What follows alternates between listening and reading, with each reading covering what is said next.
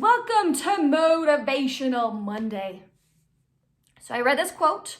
It said, feel the feelings, but don't allow your emotions to control you. Great quote. I love it.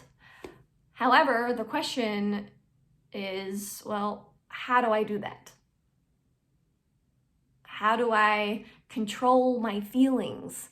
Don't feelings just happen? Don't I just automatically feel? Not exactly. Your thoughts control your emotions. Whatever you choose to think about is going to affect the way you feel. So if someone gives you a dirty look, your story that's going on in your mind is what's causing you to feel like doubt and worry or anxious from that dirty look. Whereas if you decide, oh, maybe they're just having a bad day, that story then affects your emotions that way. Oh, they don't really care about me. They're just having a bad day. I'm fine.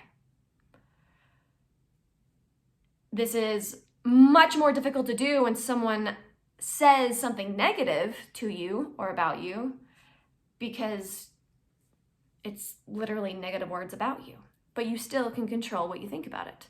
Oh, well, they must be having a bad day if they are saying that to me.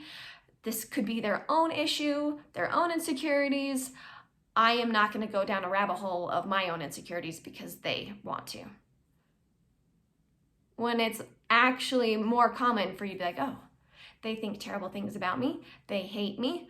I am a terrible person. And list all the negative things you've ever done to prove that you're a terrible person. All right, so there's different roads we can go down, and we choose those paths. We choose them. However, sometimes we don't realize what we're choosing until it's an hour in and you feel miserable and you've just overanalyzed a little tiny something into a huge big something.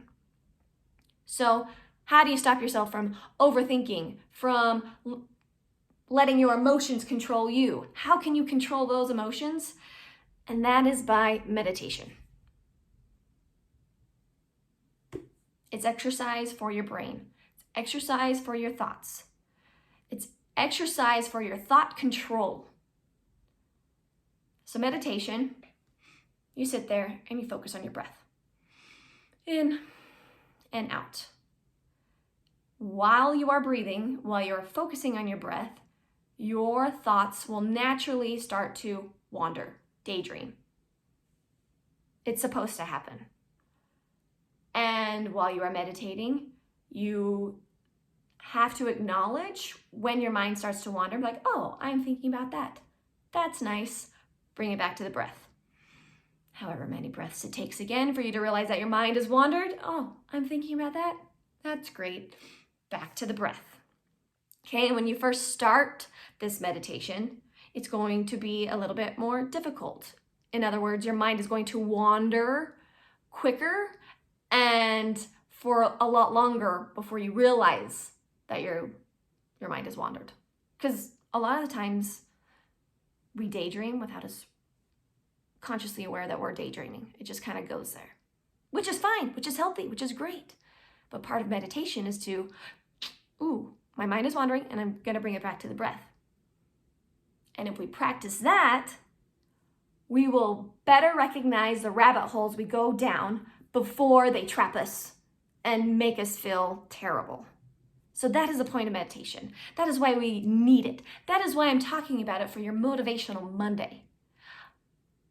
Notice the next time you start going in a rabbit hole, what has happened to your thoughts? And can you change them? Will you change them? You can change them.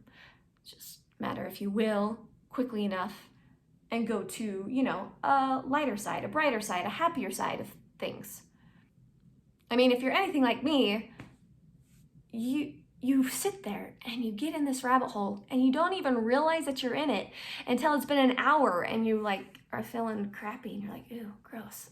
Did I really just think about that? Think about a situation that I can't actually affect or that happened years ago. It just happens to us. And it's fine. It's just part of life and daydreaming and, human nature. But instead of staying in those rabbit holes, staying in those dark places, we can use meditation to practice our thought control. And when we practice that, we can think ourselves out of annoying situations, annoying circumstances. So for me, I am not the biggest fan of sitting there and breathing. I find that I don't sit there for very long, and it's rather, it's okay to be bored, but for that long, it just kind of bugs me. And I don't sit there as long as I should to get a good meditation practice going. So what I tend to do is I stretch while I meditate. Now, true meditators probably are like, well, that's not real. Whatever, they can say whatever they want. This works for me, so I'm gonna give this advice to you. I enjoy stretching. It makes me feel better. It helps my tension, and it's just good for me. And so rather than spending however long on stretching and then meditating, which then feels like this daunting task that I don't have time for, I put them together. While I stretch, I take deep breaths. 3 deep breaths or 5 deep breaths, whichever I choose to do that night. And I just breathe while I stretch and notice when my mind wanders, and I say, thank you. Go back to my breath while I'm still stretching.